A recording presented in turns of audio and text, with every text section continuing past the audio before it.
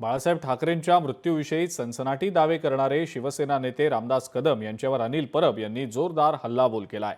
रामदास कदमांच्या बायकोनं जाळून घेतलं की तिला जाळलं याचीही चौकशी व्हावी अशी मागणी अनिल परब यांनी केलेली आहे। यावर रामदास कदम चांगलेच संतापल्याचं पाहायला मिळालं।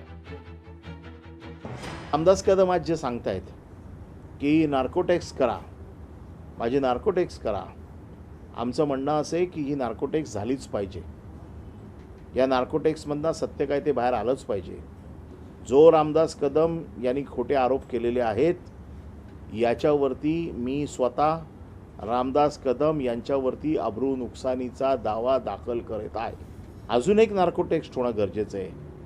सन 2093 मध्ये रामदास कदम यांच्या बायकोने स्वतःला जाळून घेतलं। 1993 ला रामदास कदम यांच्या बायकोने स्वतःला जाळून घेतलं। ते जाळून घेतलं का तिला जाळलं का काय झालं हे देखील नार्कोटेक्समध्ये आलं पाहिजे। उद्याही माझी तयारी आहे आणि जर त्यातनं सिद्ध झालं नाही तर तुम्हाला काय सजा द्यायची ते पण सांगा। माझी तयारी आहे बिलकुल।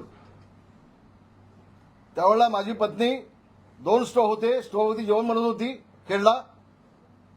स्टोव्हचा खालची जे साडी असते त्या साडीला आग लागली पहिल्यांदा आणि मग फडका उडाला आणि त्यावेळेला मी वाचवलं माझ्या पत्नीला। हे हात अजून आहे साक्षीदार, हे जळलेलं माझ्या हात आहेत। माझ्या पत्नीला मी वाचवले। 6 महिने माझी पत्नी जसलोकमध्ये होती, 6 महिने मी ऍडमिट होतो तिथे। मी थांबलो होतो बाजूच्या कॉटमध्ये गुम घेऊन। तू आम्हाला काय सांगतोस रे?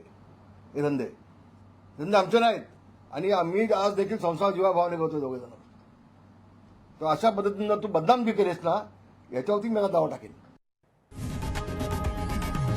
लोकशाही मराठी ऐका, पहा, जागरूक रहा।